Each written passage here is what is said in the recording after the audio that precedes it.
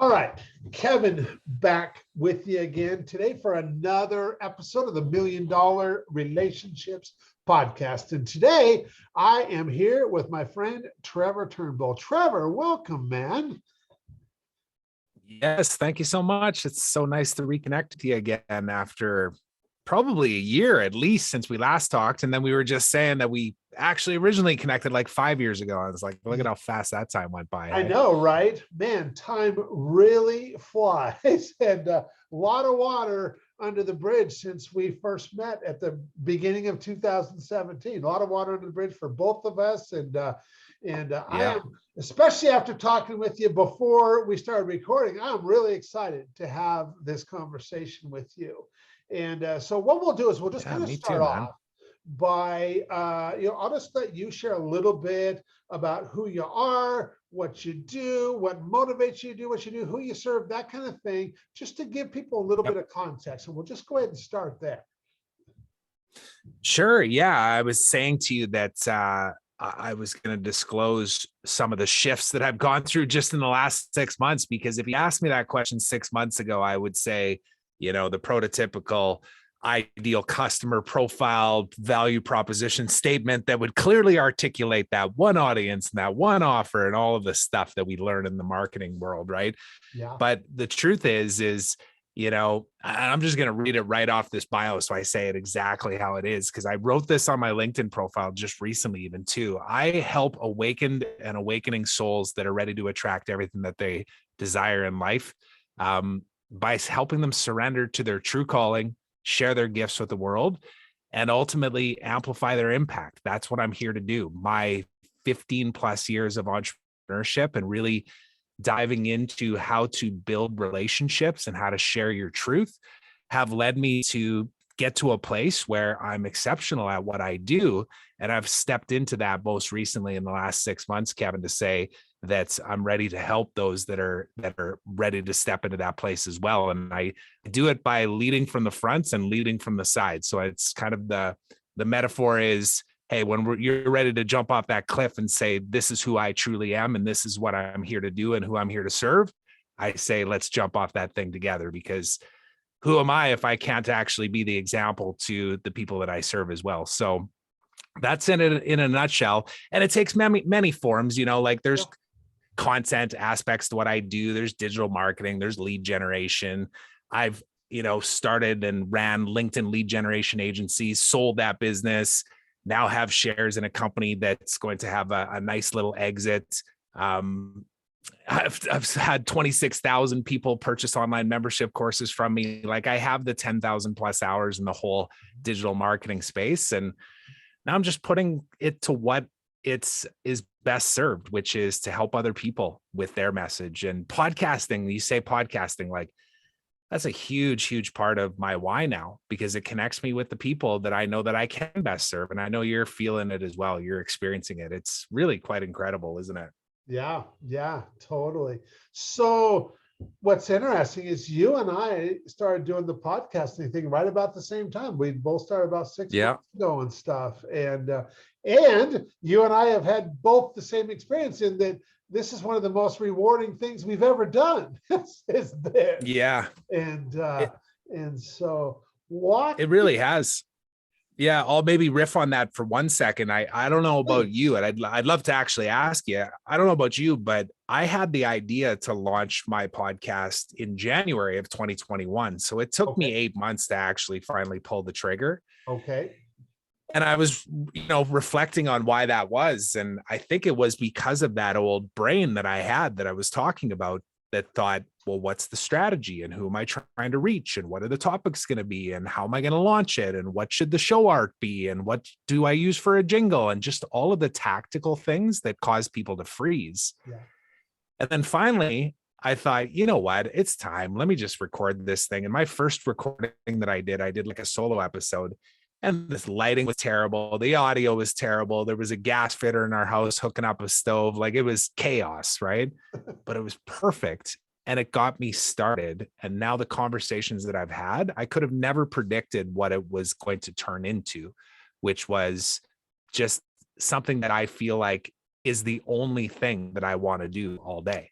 That's it. I just want to have really good conversations with really good people and then share them so that other people can have an unlock moments.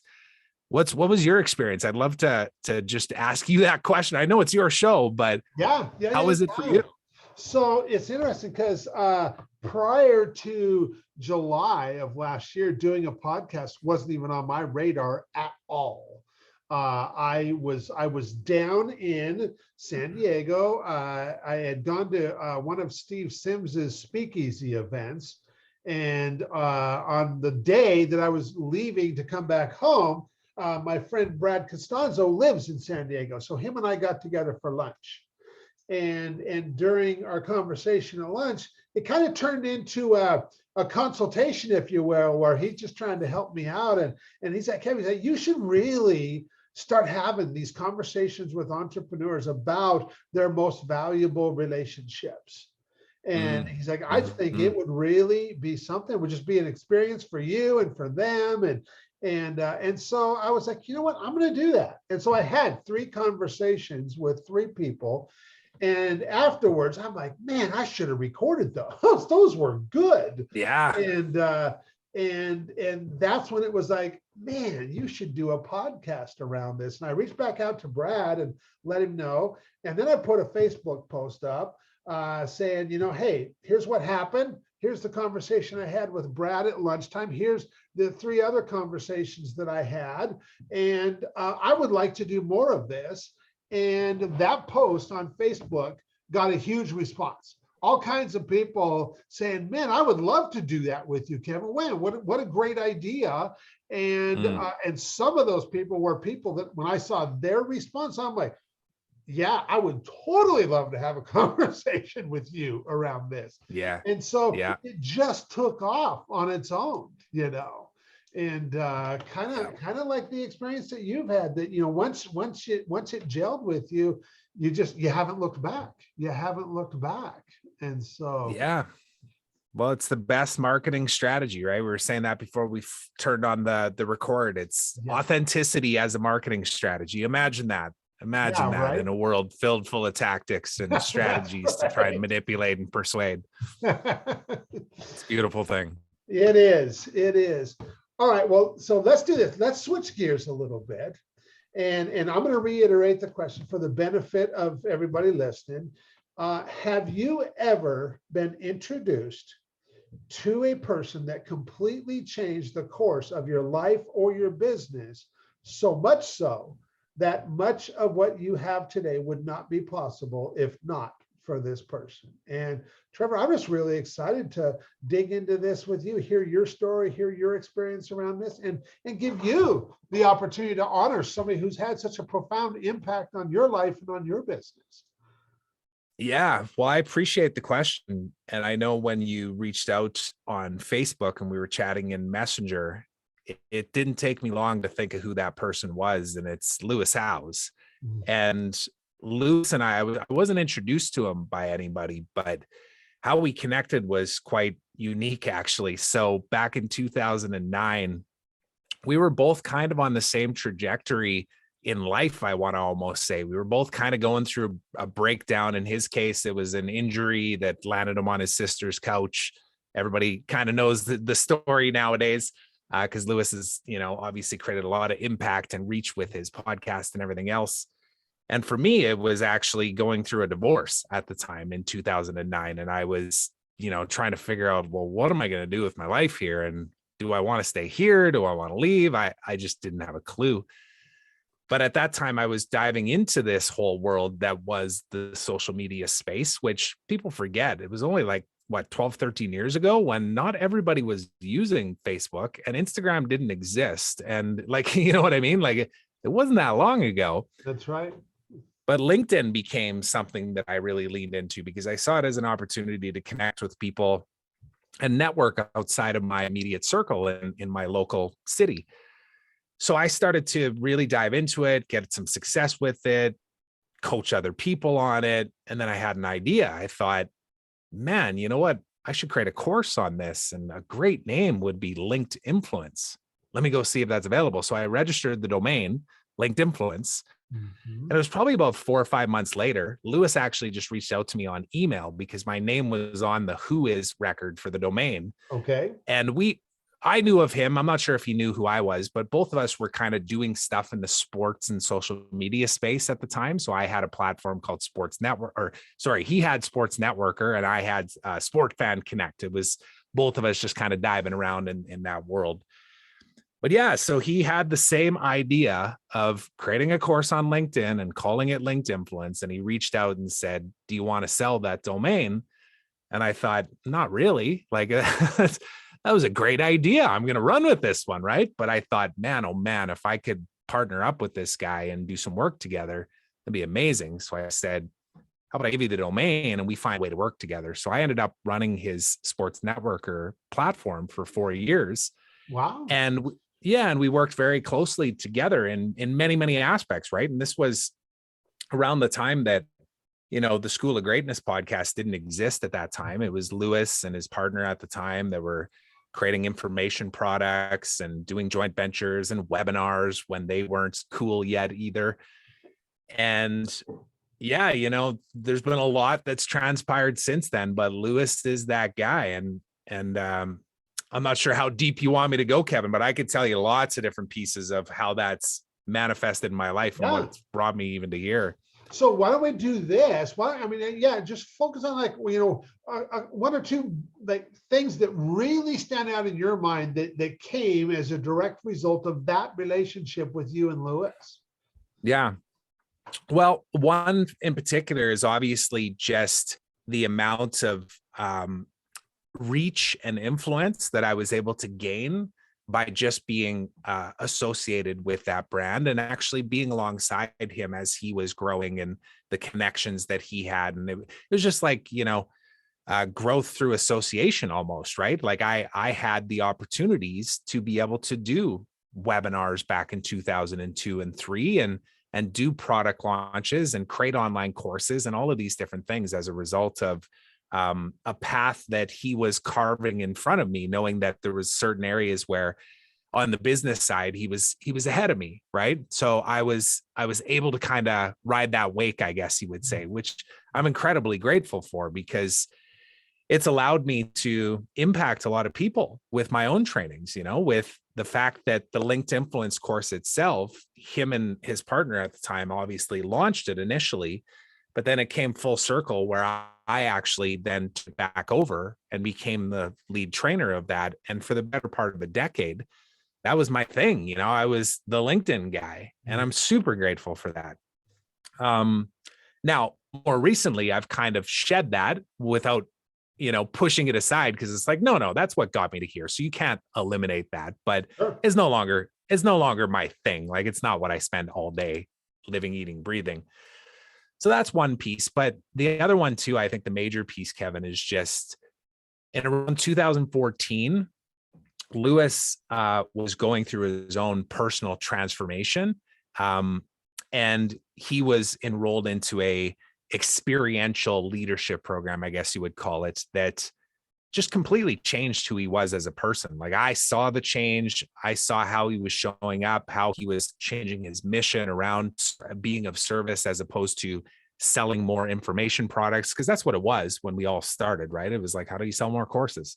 Yeah. And he enrolled me into that same program after he went through it, because I still remember the conversation where he said, I believe that you have unlimited potential and you're not living up to it. And at the time, it was kind of like, well, what do you mean by that? Like, are you trying to insult me right now?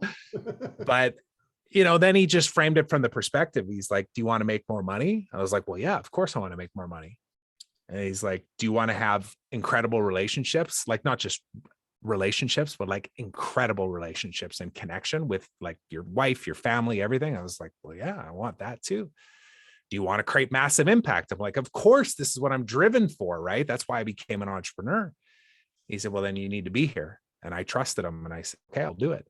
And that experience changed my life straight up. Like it changed the trajectory of how I think, how I believe in possibility, where you might not be able to see it, but you just instinctually know and you trust that if you keep going in a certain direction and you keep showing up in a certain way with gratitude and curiosity and bravery to just leap in to the unknown and know that some people have been there before you. So lean on your guides, lean on your mentors, value and prioritize your network and those that are in your concentric circles. And I know that's one of the things that you're exceptional at. And one of the things that I've always admired about you is that fact of, how do people that are super connectors actually, put out enough energy to really do that, if you know what I mean, right? It's like, you got to focus on you first, and then you got your family, and then you got your clients, and then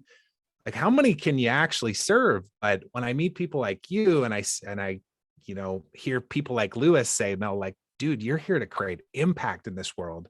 Step up, stop playing small. That was literally the message. It was like tough love almost. Uh-huh. Mm-hmm. But it changed everything for me. And there's been lots of winding paths along the way that have got me to that place. But I've always been super grateful for that. Yeah. And yeah, it's a big part of why I am who I am now and why I communicate the way that I do about supporting awakened and awakening souls that truly want to have everything that they desire in life. Yeah.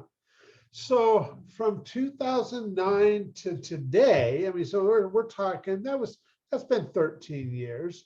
Yeah.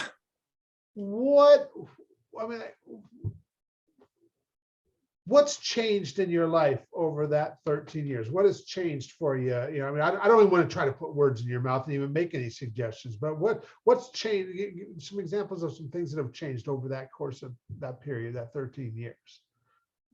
Yeah. Well, back then I was still just exiting out of my last job that I ever had because, it took a couple more years of stumbling after that to realize that I just needed to stop applying for jobs and realize who I actually was, follow my own path kind of thing, the entrepreneurial way.